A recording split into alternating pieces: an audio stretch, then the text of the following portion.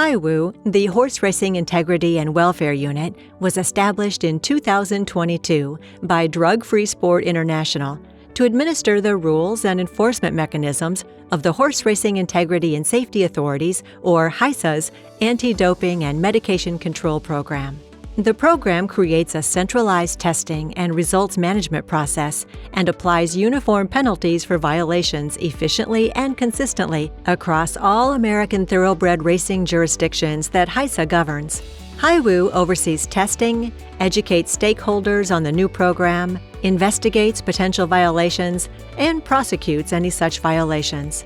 This video reviews the processes for presence or use violations associated with banned substances.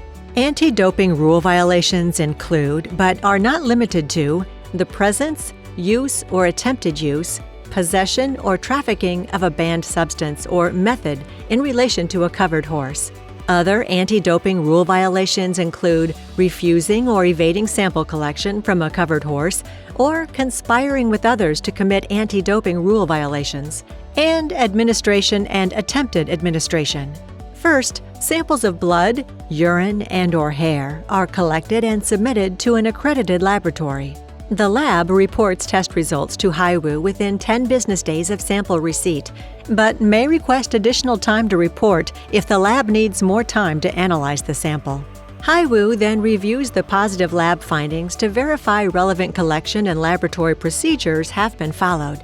HIWU notifies the owner and responsible person of a positive lab finding with an equine anti-doping, or EAD, notice, and in most instances issues a provisional suspension to the covered horse. In certain instances, HIWU also imposes a provisional suspension on the relevant responsible person. The responsible person or owner has 5 days to request a provisional hearing challenging a provisional suspension. Provisional hearings will be scheduled on a timely basis and will be held via telephone or video conference by a member of the arbitral body.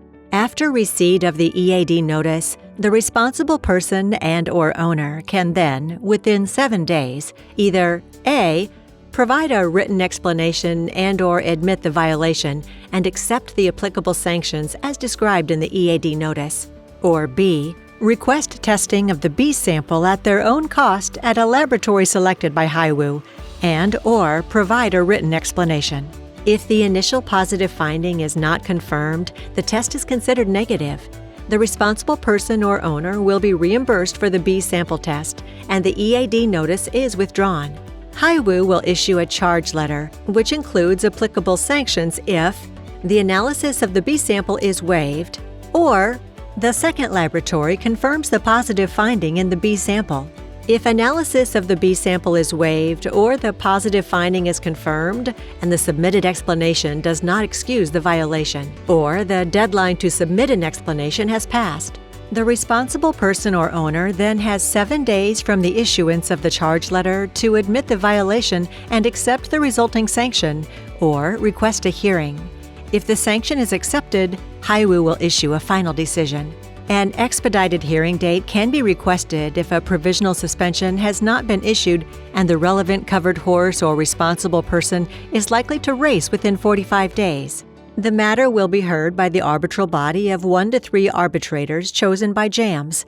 The hearing will be in person unless the arbitral body decides otherwise. In equine anti-doping cases, pre-hearing written submissions are due 14 days after the request for a hearing is made, and responses are due 14 days after that. Remember that in cases based upon adverse analytical findings, the responsible person and/or owner files first. In cases involving non-analytical violations, HIWU files first. Hearings should be conducted within 60 days of the last hearing request. The arbitral body is required to issue a decision within 14 days of the close of the hearing. HIWU will publicly disclose the resolution of a violation within 20 calendar days of a final decision, acceptance of the sanctions by the responsible person or owner, or the withdrawal of a charge by HIWU. The responsible person or owner is entitled to legal counsel at their own expense and can agree to a resolution with HIWU at any time up to the point of final decision. Decisions can be reviewed de novo or without deference to the arbitral body's decision by an administrative law judge if either party files an appeal within 30 days of the arbitral body's decision. An additional de novo review of the administrative law judge's decision may be conducted by the Federal Trade Commission at its sole discretion.